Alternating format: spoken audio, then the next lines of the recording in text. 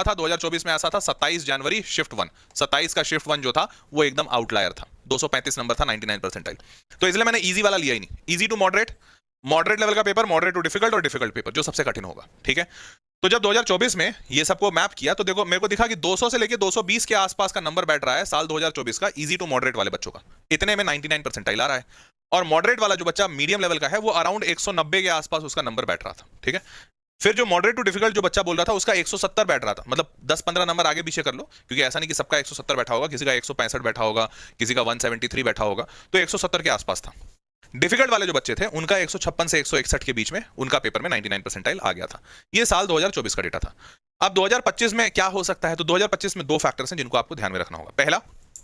एक फैक्टर है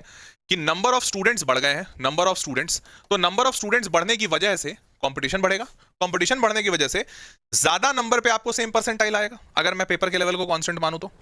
तो इसकी वजह से कट ऑफ बढ़ जाना चाहिए क्योंकि नंबर ऑफ स्टूडेंट्स बढ़ रहे हैं। परंतु इसी साल एक और चेंज किया गया कि ऑप्शनल क्वेश्चंस के ऑप्शन को हटा दिया गया, ऑप्शनल क्वेश्चंस को हटा दिया गया, तो इसकी वजह से पेपर कठिन हो जाएगा। ऑप्शनल क्वेश्चन ही हट गए तो अब पेपर ज्यादा कठिन हो जाएगा, तो इसकी वजह से आपका जो मार्क्स है वो नीचे चला जाएगा। तो मेरा ऐसा मानना है कि बच्चे बढ़ गए, मार्क्स बढ़ जाता, कंपटीशन बढ़ जाता, परंतु ऑप्शनल क्वेश्चन घट गए तो पेपर डिफिकल्ट हो गया तो कंपटीशन घट जाएगा। तो ये दोनों शायद एक दूसरे को नलीफाई कर दें, और जहां तक मैं समझ पा रहा हूं कि शायद एज इट इज 5-10 नंबर के आगे पीछे से शायद ये एज इट इज उठ के यहां कॉपी होगा, ये मेरा अनुमान है डेटा के हिसाब से, ठीक है। तो मेरा जो मैंने जो प्रेडिक्ट किया है वो ये किया है कि 195 से 215 के बीच में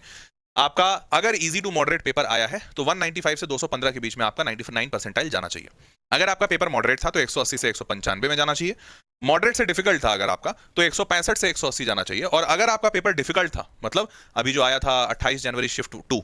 तो अगर आपका 28 जनवरी शिफ्ट 2 था तो हो सकता है आपका 155 से 165 में 99 परसेंटाइल आ जाए। अब वापस से मैं बता देता हूं, ये नंबर्स आपको दिख गए, आप वापस से दिखा रहा हूं ये वाला पार्ट, देख लो तुम्हारा शिफ्ट कौन सा था और उसका पेपर कैसा रहा है अधिकांश बच्चों के द्वारा। तो तुम अपना शिफ्ट जानते हो, 22 shift 1 shift 2, 23 shift 1 shift 2, 24 shift 1 shift 2, shift 1 shift 2, shift 1 shift 2, इन सब में overall paper easy to medium, medium to difficult ये ऐसा रहा है, ठीक है। अपना शिफ्ट देख लो और इस शिफ्ट के हिसाब से मैंने जो नंबर बताए हैं वो देख लो, तो ये नंबर बताए हैं, इन दोनों को अगर मिला दिया जाए, अच्छा इन दोनों को मिला दिया जाए तो इस लेवल का 99 परसेंटाइल बन रहा है। तो अब अपना शिफ्ट देख लो, जांच करो, और शिफ्ट देखकर ये देख लो कि भैया कितने के आसपास तुम्हारा 99 परसेंटाइल हो सकता है, ठीक है। 28 जनवरी शिफ्ट 2 टफेस्ट, हाँ भैया बिल्कुल टफेस्ट है, तो इसलिए 28 जनवरी शिफ्ट 2 वालों को 165 से 170 में बिठाया हूं मैं, 5-5 नंबर थोड़ा और बढ़ा दिया हूं कि भाई इससे कम में हो जाए बहुत अच्छी बात, बट इससे ज्यादा में हो जाएगा तो तुमको दुख होगा, तो थोड़ा नंबर बढ़ा बढ़ा के ही लिखा हूं मैं, ठीक है। देख लिए सारे, तो अब सबको क्लियर हो गया। अब मेरे को चैट बॉक्स में लिख के बताओ कि इस डेटा के हिसाब से कौन कौन बच्चा ऐसा है यहाँ पर जिसको 99 परसेंटाइल या उससे ऊपर आ रहा है, बस यस लिखो,